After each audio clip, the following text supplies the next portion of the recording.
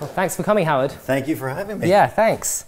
So, yeah, what's going to happen is I'll kick off, have a bit of a chat, ask Howard a few questions, and then hopefully you, as budding viewers, will have some questions to ask as well. Yeah, so I think I first, started watching your stuff. It was 24 that hooked me, and I remember, I think it was 2006, 2007, I started watching it. And obviously then it had been going for a while, and so it's ideal binging material. But what got you into first writing this? It's obviously a very difficult subject to take on. It's such a charged issue. What made you think this is something you're going to commit to and put a big series on? Well, it wasn't. I actually didn't create the series. Joel Cerno and Bob Cochran created the show, and actually they created it before 9/11. Yeah. And so I think it was merely I saw the pilot and I was asked to come on with them, and it was one of those experiences I've had a handful of times, and not even a handful. If you have a two-fingered hand, I've had it twice.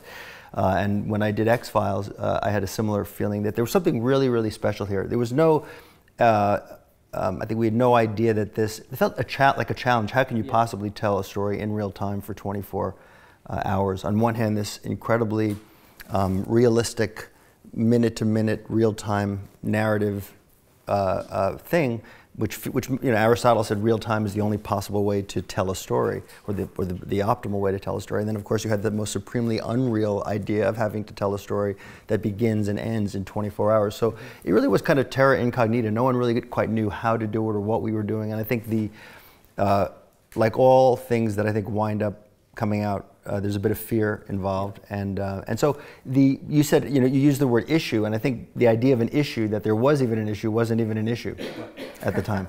I mean, it was really it was about how do we tell a story, and we really figured it out on along the way. I mean, it really became kind of an improvisation. It was, I think, in some ways as close to jazz as I think you can imagine. And then you get into you start learning it. It really becomes a vocabulary. Yeah. So you used the word stories there, and I think one thing that's so gripping about 24 and Homeland, which you work on now, is the storylines are so prescient sometimes. You had a black president in an early series of 24, probably 2002, 2003. Yeah, 2001. 2001, and obviously the world followed a bit after. You had storylines of Middle Eastern nations being invaded on quite questionable evidence. All these sorts of things. Where do you draw this from? Because there's a real blurring which makes it so watchable between what's actually going on in the real world and what's going on in 24 Homeland world, which could be a substitute for what's going on today. Yeah, I mean, there's a strange sort of relationship we have with current events, and look, I always say that people think we're prescient, and in a way, we're living in the same world. Our characters are living in the same world we're all living in. So, and their concerns are, if not in fact, then sort of in spirit, the conundrums that their real world counterparts are dealing with. And so people, there really isn't. It's really not. It's just about imagination, just really being interested in the questions that your characters are asking about it. I mean, and to use your first example, David Palmer, the idea of an African American president wasn't a callow attempt to put a politically correct or attempt at diversity. I think that was even before diversity entered our lexicon. That's how long ago that was. But it was this idea of what it would mean having an African American president. He was actually a candidate at the time. Somehow just creaked it up a little bit more. And then we always have the hazard of being counterfactual. On Homeland last year, when I guess we listened to the polls or assumed that Hillary Clinton would be our next president. Now we had a female president, actually a female president elect. In fact, I don't know if you guys have seen it, but at that point, we were like, Alex Gonza, who runs the show and is my partner, and I created the show with him, and there's always that whoops moment. Have we screwed up irrevocably? Are we so counterfactual that this won't work out? We felt, we at one point in season 3 of Homeland, when in the front page of the news was Israel's saber rattling toward the Iranian program, and we had posited at the top of season, I believe it was season 2, that there was a strike, and it was just background noise, but a strike on a Iranian nuclear facility, and we always just were holding our breath that didn't actually happen before we aired. Now we're not that indifferent to the events of the day, but we do run that risk. Have your stories ever hit too close to the bone? Have you ever had the US military or the Homeland Security or people calling up and saying, listen, this is too close to what's actually going on? You know, it's interesting. Not the only remote. Well, even I'll give you for instance. 24 was embraced completely by the military. We got to. If I wanted two F-16s roaring down the LA River, I mean, I really would call our Pentagon liaison, and we'd have two F-16s roaring down the river. Or I mean, it was actually remarkable. Then when I created Homeland with Alex, I called the same guy, and he said, "Are you out of your mind? I can't. This is about a Marine who's now a traitor." So they were less cooperative. They did become fans and wound up being a lot more helpful. Okay, great. And I mean, that's one thing. You said the military were really interested and they followed 24. In a way, Jack Bauer became a personification for the US's fight against terrorism and some of the conundrums and dilemmas that intelligence services found themselves grappling with. Do you feel that it was the place for 24 to provoke this sort of discussion in the US? You know, for you guys to be putting this issue, bringing it to households every evening? Well, thinking, is this what we want our servants? So this is what we want, our law enforcement agents to be doing?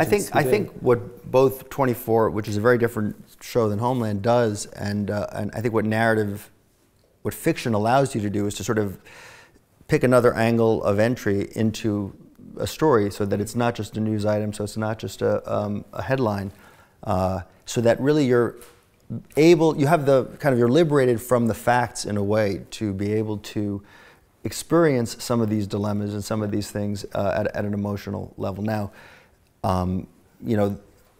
it gets tricky, of course. I mean, one of the most sort of horrifying examples I can think of is that 24 was accused as sort of providing talking points for George Bush's extreme measures policy. We became sort of overnight torture mongers. I mean, willful promoters of torture as an acceptable thing. And in fact, there were stories. I don't know how quantitatively true they were, how many times this actually happened, but of some interrogators in Iraq, in Afghanistan with American forces who apparently were watching 24 and taking a page from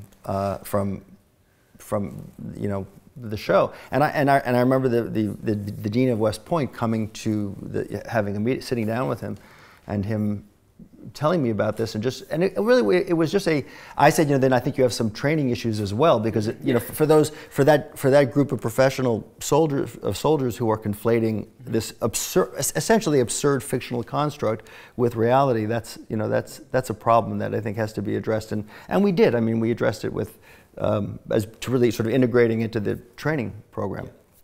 But I think it's a good thing on balance, because it provokes conversation. I think even though I didn't mind being called a torture monger, because what it did was it allowed some journalists to use 24 as a talking point, as a sort of way in to, I think, a broader audience that might otherwise have been interested in becoming engaged in that very important conversation. So if we were the football that was kicked around, I'm actually happy to be the sort of accidental midwife to those conversations. Is Homeland then a balancing act to 24? Because you see a bit more of two sides of the story, I feel, from what I've watched. Well, and the lines are a bit more blurred, I feel. That's for sure. But it's funny, going back to Jack Bauer, even the whole idea, just to go back to him for a second, is that he really was, in a way, the wish fulfillment of this post 9/11 trauma that America and I think the world was experiencing. And he was, not an unusual hero by any. He did nothing that Clint Eastwood or Bruce Willis or Rambo hadn't done. I mean, just in terms of the things he did, which is whatever it takes to get the job done. And I think for us it was kind of cathartic. And it wasn't until Guantanamo and Abu Ghraib when Jack, as a character, took on a darker complexion, and the morality of that character really was even questioned. And at that point too, we were, and I say this collectively, I took a lot of it because I wound up engaging with the communities that I think had genuinely, were genuinely concerned about it, whether it was about torture or Islamophobia. There were really important conversations to be had. Yeah. And so, but as a result, we got branded, I think, and eventually, and I think unfairly, but that's my opinion, as as being this like right-wing, apologists, neocons. Yeah. Propagandists basically. And so I think the flip side of that was this thesis that somehow Homeland was an apologia or a corrective or a palliative to this, to this thing, and that's an equally absurd. So for me, the first charge was absurd, and the second charge was equally absurd. I do think they are different shows, and that Homeland was not hamstrung by this wonderful real-time conceit, and so it was a more nuanced show for sure. And I think, tackled those ideas in or the themes that we were trying to illuminate and dramatize in a much more nuanced and complex way. I think what's so engaging about watching your shows isn't just the relevance of the storylines, but also the insight it gives into how intelligence gathering and how operations go on. And obviously it's not necessarily the most accurate depiction, but to lots of people it has more of a veneer of accuracy than your average Hollywood blockbuster with a few people running around and finding out where the bomb is. How do you go about making your shows feel so realistic? Is it just by spending time with people who worked in the field? Well, veneer, you said it has a veneer. That's interesting. And I think when Alex and I wrote the pilot, for one thing, if you really look at it at the very, at its premise level, it was about a CIA agent who was bipolar, who was actually working on U.S. soil, which is actually against the entire charter. So Alex and I wrote this. I'd met a woman whose name was Carrie. It still is Carrie, and she was a field operative, a CIA operative. And I met her in a different context entirely, but Alex and I started writing this thing, and I asked her to dinner, and we held our breath when we gave it to her and said, thinking she'd completely mark it up or say this is absurd, which we sort of we thought it was, and she said she was actually quite encouraging about it. And so ultimately I think, even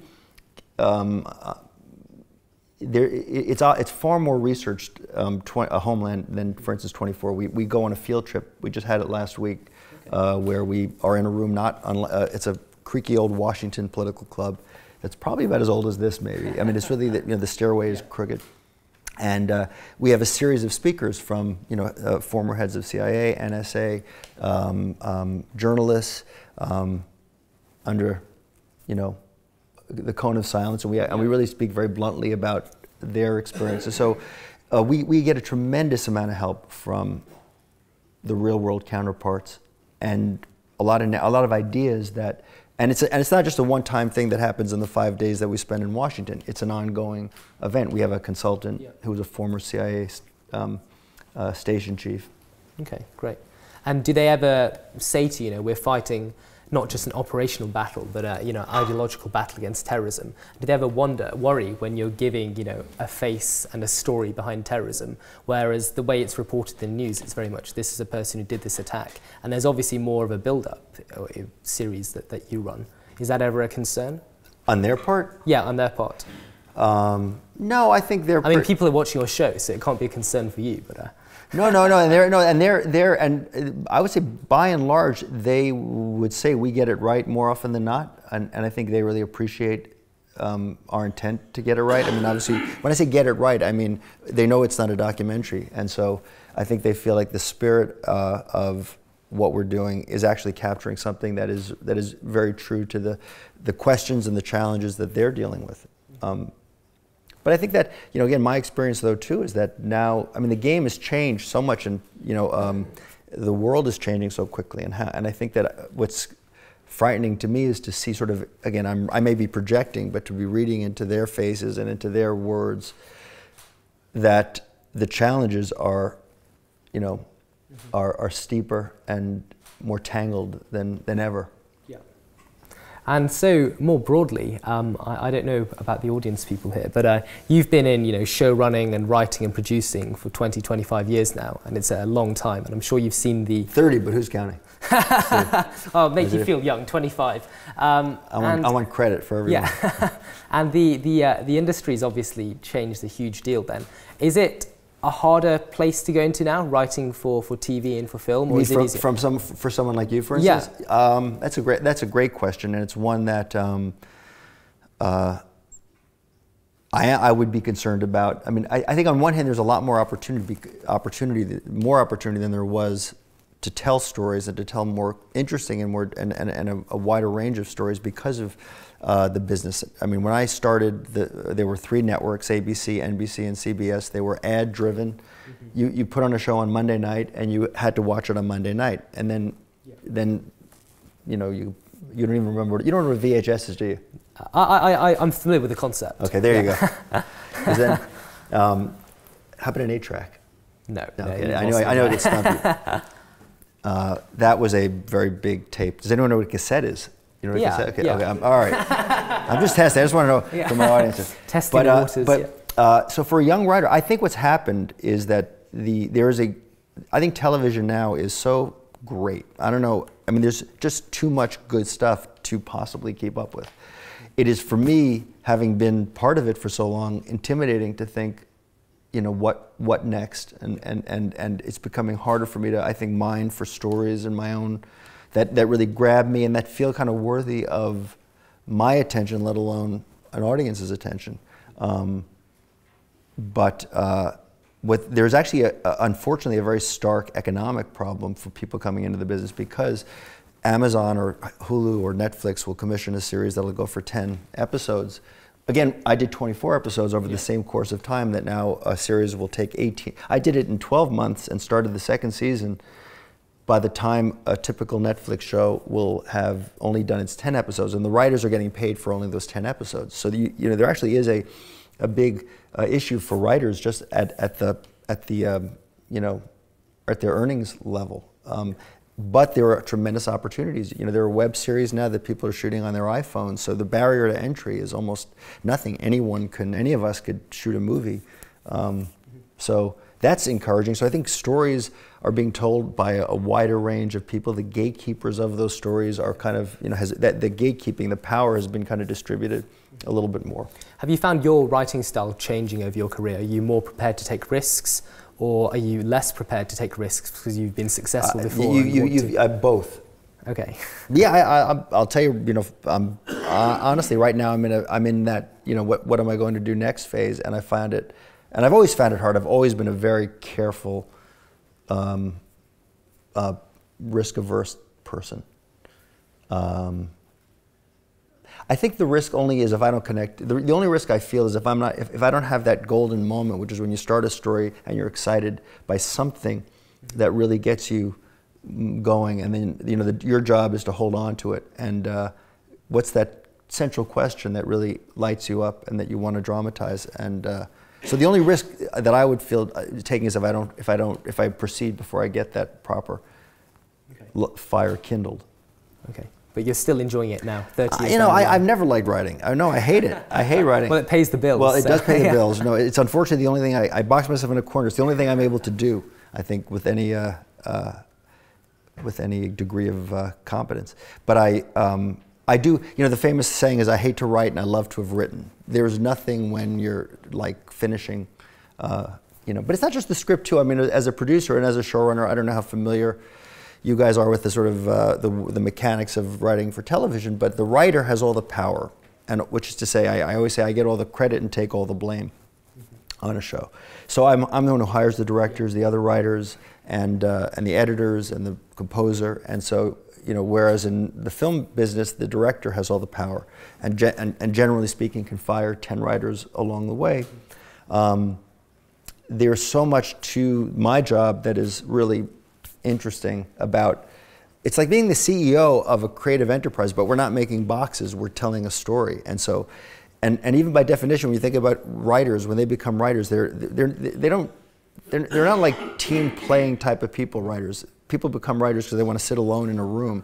So when you have to take a group of people and conduct them and have them ask the same creative questions you're asking, you have to kind of be a CEO, or not a dictator, but kind of a prime minister, and you have to convince the people who are part of your enterprise to tell the story you want to tell. And sometimes you don't know the story you want to tell. You want to create a group of people to find that story together, and that creates that's another bandwidth that I'd say that's the thing that I've gotten better at over the years. And I asked you earlier, how have you improved as a moderator?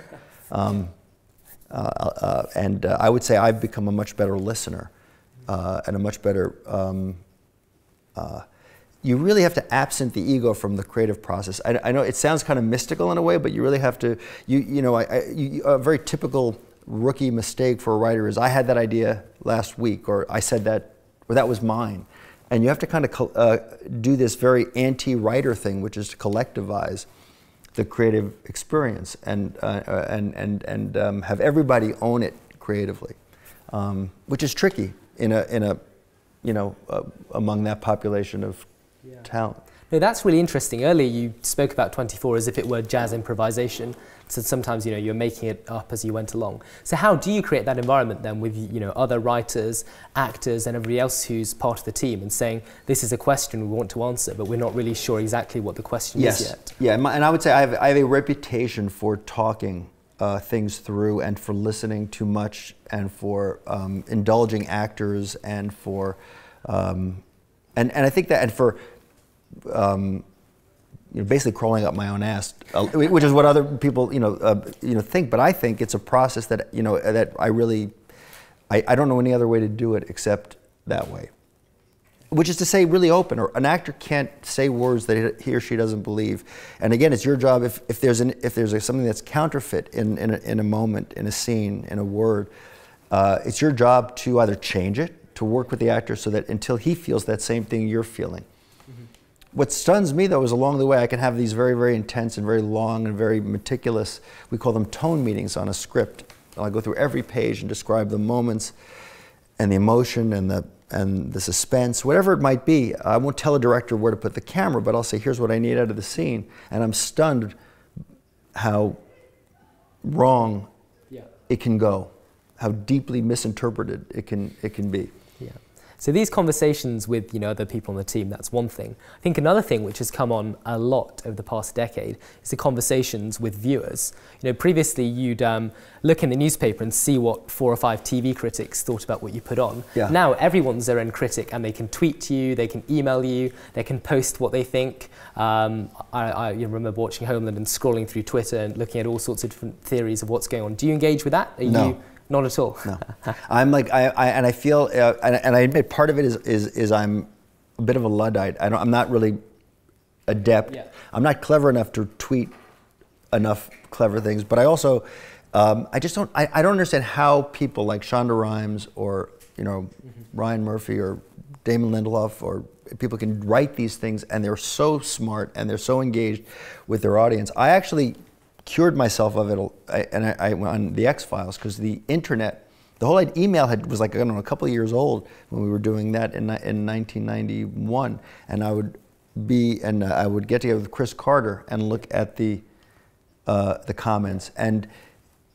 all that, you can get 1,000 great things, and it's always that one jerk out there who's like who really just gets a forum and decides to tell you you're an idiot, and I just steer clear of it. I think at that point the ship has sailed. If I've liked the story, if I'm proud of the product, by the time it gets seen. And also, in terms, some people ask, like, do you adjust based on the audience's reaction during the course of the season? And I got to say, for me, not really. No, I mean, a story should have a kind of inevitability. If the story is the story, and ultimately I have to be or the creative team has to really steer that direction. Sure. And without giving away any trade secrets as such, are there any other stories at the moment you really want to work on? Is there an area you haven't gone into yet that you'd think, I'd really want a year to come up, and that would be something really cool to do a series about? I have a few. I definitely have a few, but I'm interested in very morbid topics at the moment, obsolescence and mortality, and things that I don't think they'll be on the Fox schedule next fall. Sure. So what I want to, I do have some things. I'm just not sure that television will be the way I'll tell that story. I don't know. Cool. Could you see swapping to write for miniseries that are exclusively online, or yeah, I think what just compels me in theory at the moment is doing shorter stories where you can see the end. Yeah.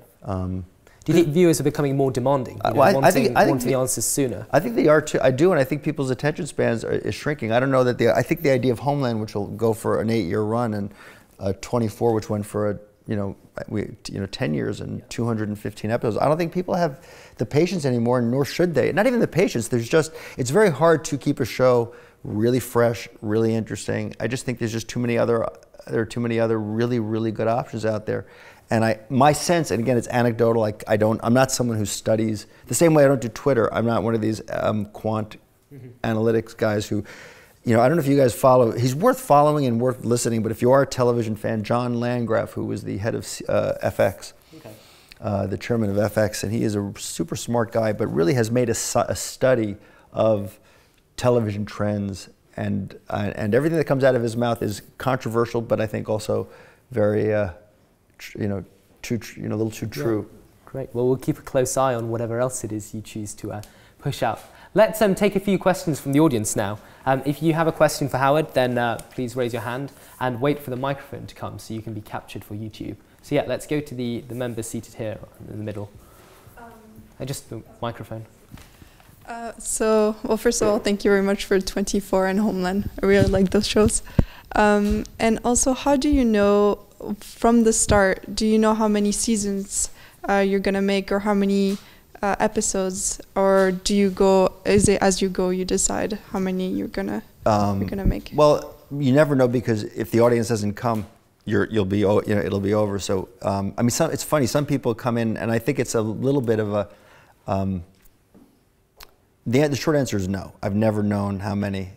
I do know that on Homeland, for instance, I was disinclined to do it to make it a network show. I was hoping that it would be shorter. For one thing, just because it felt half as difficult as 24, which it isn't. It turns out not to be. But there's something about a full season that I always said. I never knew where I was going, and we never knew where we were going. And I always said, if we know where we're beginning, then that was great. Somehow with Homeland, you can almost glimpse the other side of the. You kind of can shape an idea, even though that doesn't always hew to what you wind up doing. So it's not about the number of episodes. It's like holding that much story in your head. You can never, it was never designed to be an 8-season order. That's just what Showtime wanted, and that kind of works in the context of the story at the moment. But there are collisions between creative interests and commercial interests, because I think Matthew Weiner, who created Mad Men, said it's like it's like winning a cake eating contest, and the prize is more cake, and that's not always a great thing. Do you ever get any interference from execs who phone you up and say, "Listen, we don't like the direction this is going in"? Do you take any notice of that, or once they've commissioned you and it's your show, do they just leave you to it? It's funny. The most tender part of a show is the beginning, when everyone, before it's even gone out there, and everyone is crazy with anxiety and everyone's got their opinions, and that's the time when it requires a really steady hand and a sure, again, staying open to their notes. But I can promise you, no show's ever been saved by the creative notes from the executives. Yeah, but once a show is successful, the power shifts quite a bit. Yeah. Then. Yeah, sure. Okay, great. Let's have another question then. Yeah, should we go over here?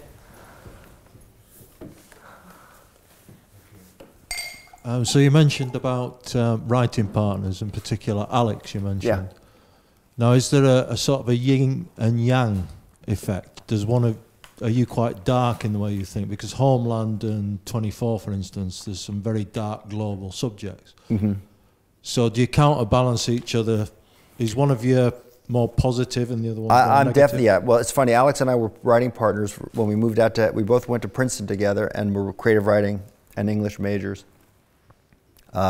And we moved to LA together, actually with this lame-brained idea to do a mini-series on the life of Lord Byron, which turned out not to be, again one of those things that the network wasn't exactly ready to put on the air.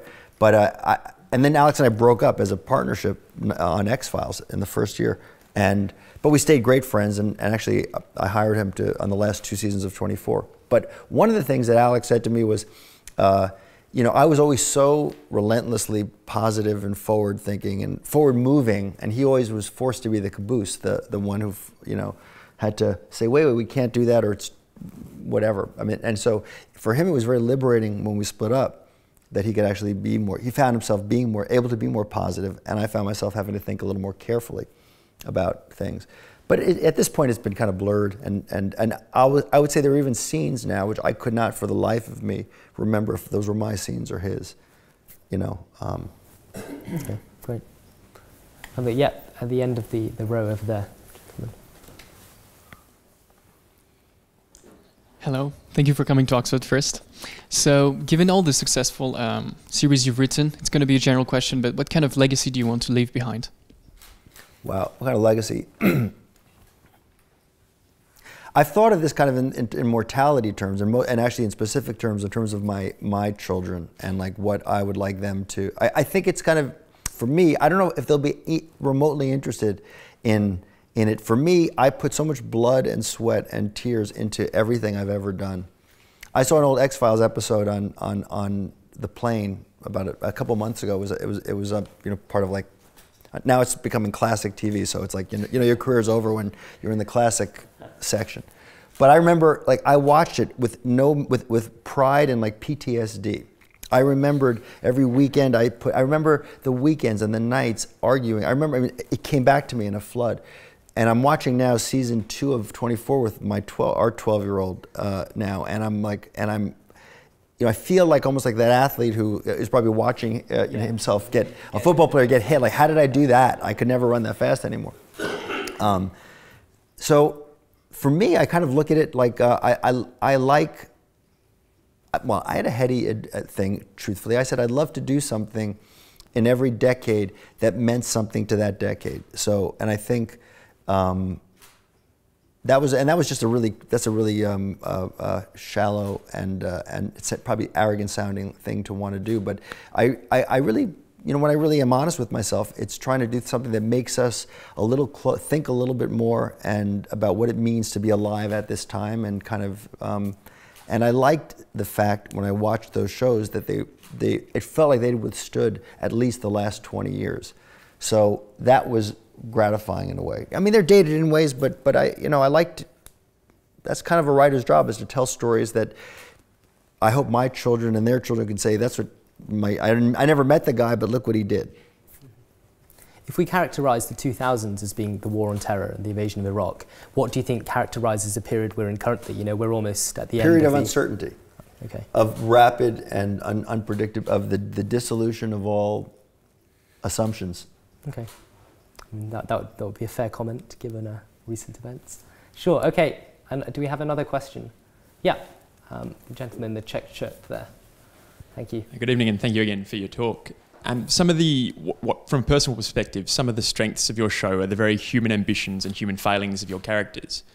Particularly in Homeland, are the characters, despite it being a work of fiction, are the characters based on individuals, or are they composites of people you've met, obviously not directors of CIA, but just individuals or mentors or friends that you've had? And are their characteristics drawn from these people? Yes to all the above. I mean, truly. I mean, I think you have to find. I'll give you for instance. I mean, for me, I'll start with Jack Bauer again, since that's the subject. But I related to him as a guy who really was committed to just as a human being, but as a man who was a father, who was a husband, who really had sort of, I think, was risking perilously his home life with his work life. So I just, that was my angle of repose into Jack Bauer for me. So he was based on me for me. I don't think anyone else based him on me, but somebody compared him to Dick Cheney once. They said he was like Dick Cheney in a kind of leather jacket. I'm sure they did. But Carrie was also, to use was in some ways was drawn was kind of Eve to Jack's Adam. Like we knew we were fishing in the same pond, which was already its own. We were perilously close. The shows are related in some way, not just because of the authorship, but because of the subject matter. And so we knew that inevitably this character would invite comparison, and so we sort of just started at the most basic primary colors. Well, Jack was a man, let's have a woman. Jack had a family, let's make it someone who's young and can be untested. And it was really an accretion of details that wound up creating that character. She wasn't bipolar, for instance, until like the 15th or 17th draft. She was named Claire, because Alex and I had Claire Danes in mind when we were writing it, so we picked just so we could had her in mind, but we never really kind of meant for her actually to do it until we changed her name to Carrie when we sent her the script, of course, because of Carrie, the CIA agent. Yeah.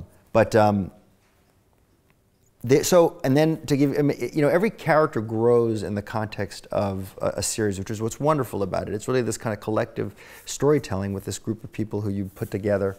And I always call it's like a band. And for instance, Meredith Steam, who is a wonderful writer on the first 5 years of the show, has a bipolar sister. And so much of Carrie came, those moments, were her. Saul Berenson was like an archetype for us, named after a friend of ours who was actually a thriller writer, Alex Berenson, but kind of was, I think everybody brings, what's wonderful is when everyone is sort of seeing a character, but just with a slightly different axis, and so I think that's where these characters become truly three-dimensional. What role does the actor have in their characters? Oh, and now you're.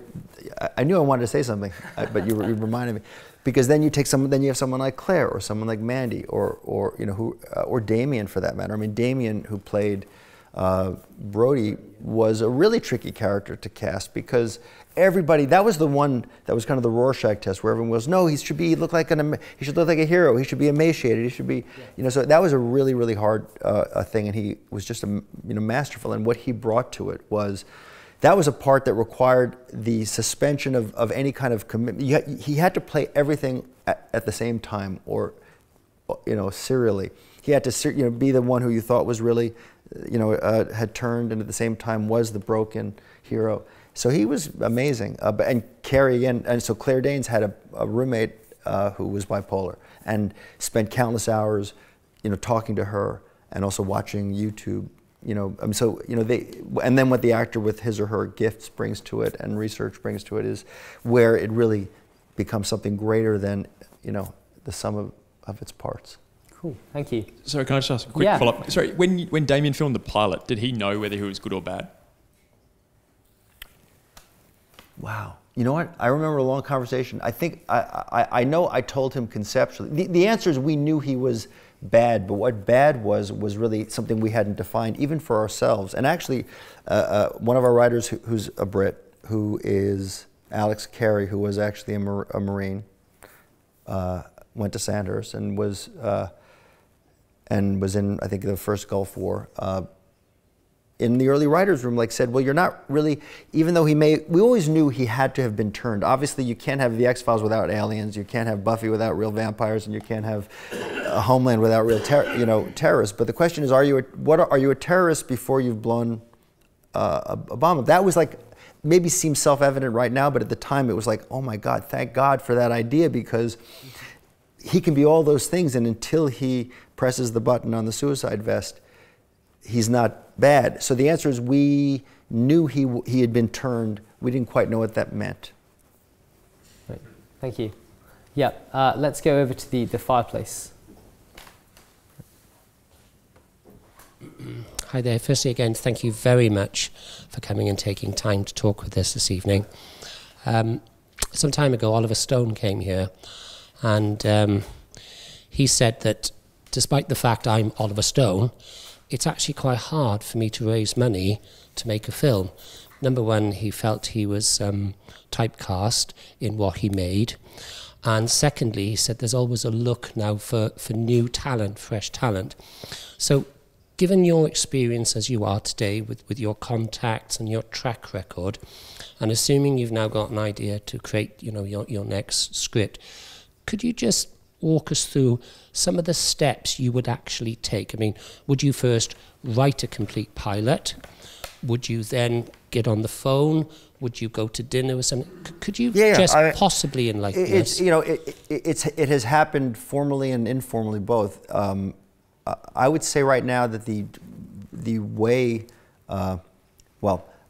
Homeland was, for instance, a spec script. Now, it was based on an Israeli series, although it really is, bears very loose comparison. It's about that was about 2 soldiers coming home, but doesn't have, required quite a bit of development and invention. But that was a spec script that we got the rights to it, and we didn't write it for anyone. So it was a free ball. It was something we went from network to network and studio to studio. I'm sorry, we were at Fox, but we went to Fox. Now, I just come off of 24 on a very, very successful run. My stock couldn't have been higher. We had a script in hand, which was apparently quite good. We didn't know at the time, but Fox passed. So I could not have had a more inside track to the network. FX, John Landgraf, who I think has tremendously great taste and judgment, didn't take it either. So the sort of home teams. Now, I knew David Nevins, who was running Showtime at the time, who had left Imagine to go to Showtime, and just again in informal conversations, he knew about this script that I was working on with Alex, and said, "I think I want that script," without having read it. And so I said, "I'd love you to." Showtime is the perfect place for this, because there won't be. This show requires a kind of I think a kind of uninterrupted state of mind to watch it. I think we thought that show actually would be better served by a premium cable platform. So fortunately, Fox passed. I remember actually walking into the meeting and asking my agent if I can sabotage the meeting, and he goes, you can't, you gotta, and I couldn't in the end either, because I'm competitive in that way.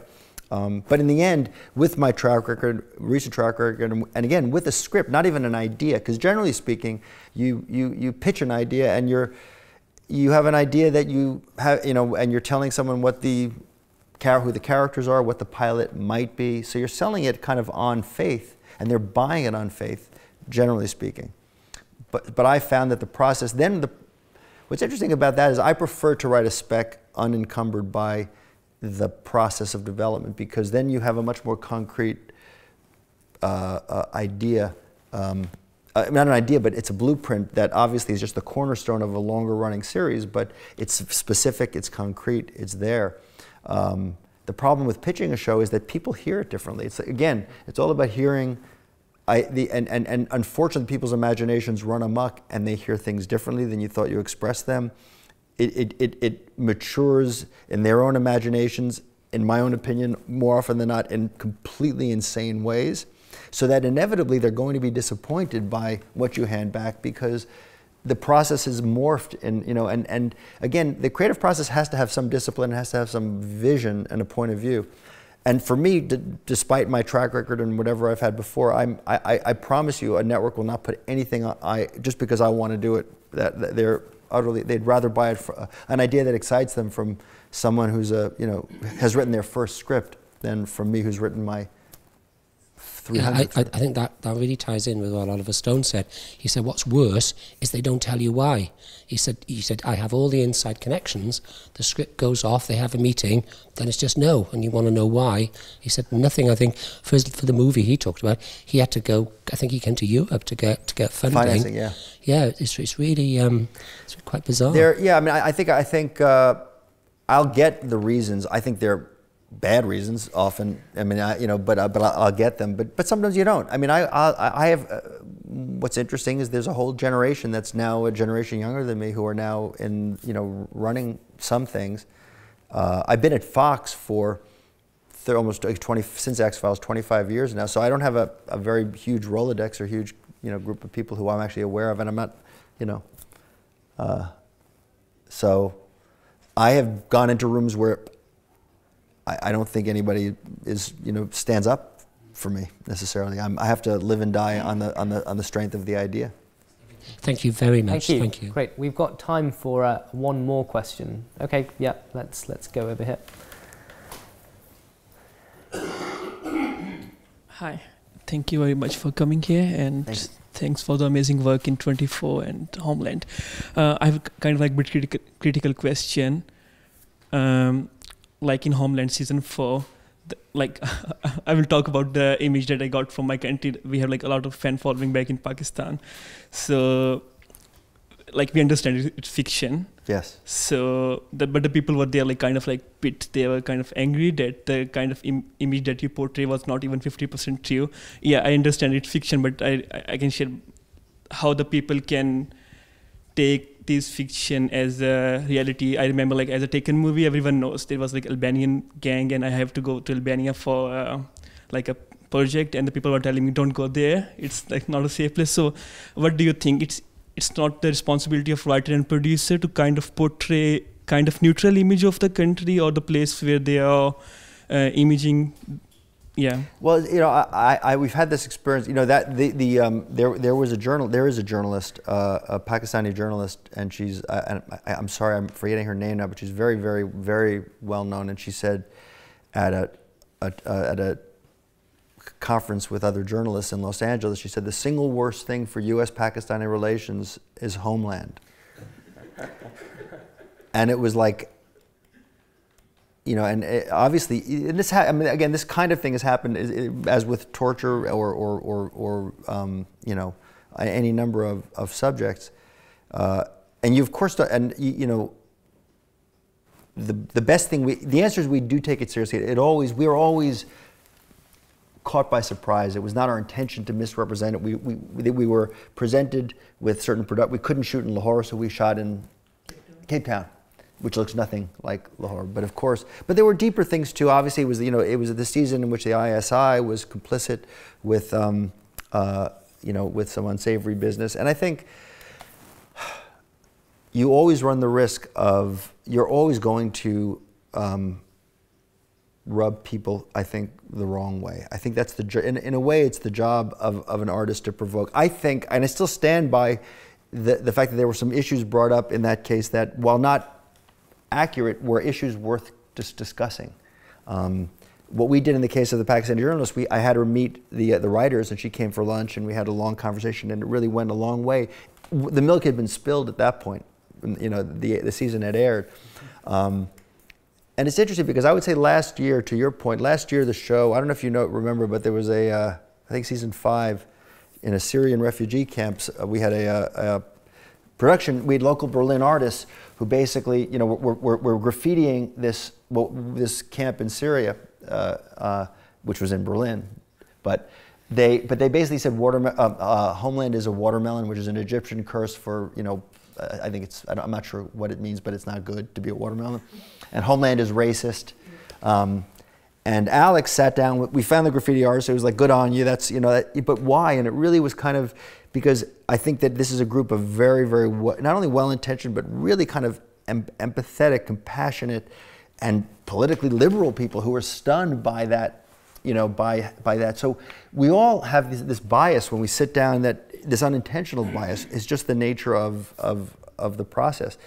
And this year, what's funny about that is that, having been called a racist, it really kind of got to Alex and to the other writers, to the point where this year people said, what happened to Homeland? It became now it's an apologist. And like you said, like people thought Homeland, which was this somehow an answer to 24. So I think as long as you're offending kind of everybody, either simultaneously or serially, you're doing your job, you're provoking these conversations. And I think that's the best, you know, thing you can do. But we do take it seriously. I mean, no one wants to be called a racist. No one, I mean, at least nobody who's sane or not a, you know, maybe some people do. Who might that be?